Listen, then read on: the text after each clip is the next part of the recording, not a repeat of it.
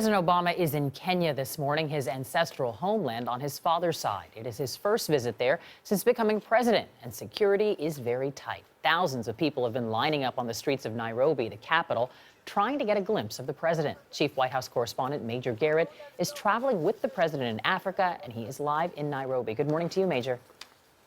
Good morning. After a swift and low-key arrival ceremony and dinner with his extended Kenyan family last night, President Obama this morning dove into a busy agenda of economic development, counterterrorism, and human rights.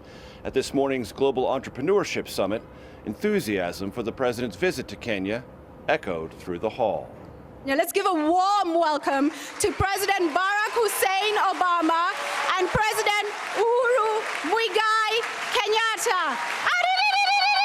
President Obama brought $1 billion in new investments, about half from government-backed loans or grants, to boost young entrepreneurs in Africa. This is personal for me.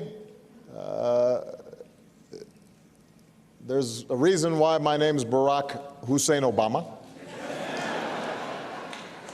My father came from these parts. The president said Africa's economic growth will depend on young dreamers with ideas. Entrepreneurship offers a positive alternative to the ideologies of violence and division. They can all too often fill the void when young people don't see a future for themselves. Security forces blanket Nairobi, a city of 3.7 million, where main thoroughfares were deserted hours before the president's arrival and on his trip across town today. The Kenyan government is on edge, mindful of the 2013 attack at the Westgate Mall in downtown Nairobi by al-Qaeda terrorist affiliate al-Shabaab. 67 people died in that brazen assault.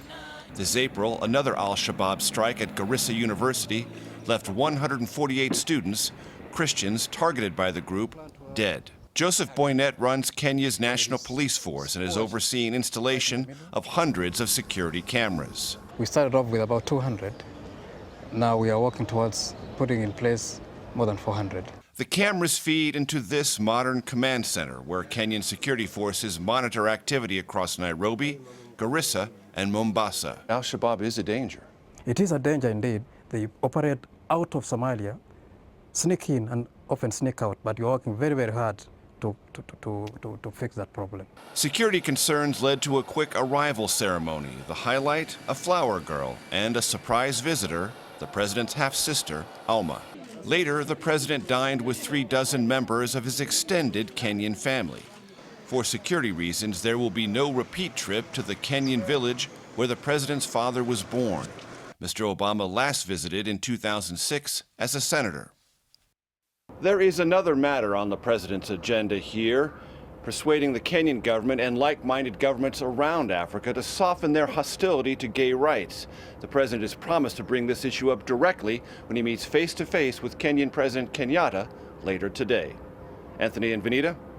Major Garrett with the president in Nairobi, Kenya. Thanks, Major.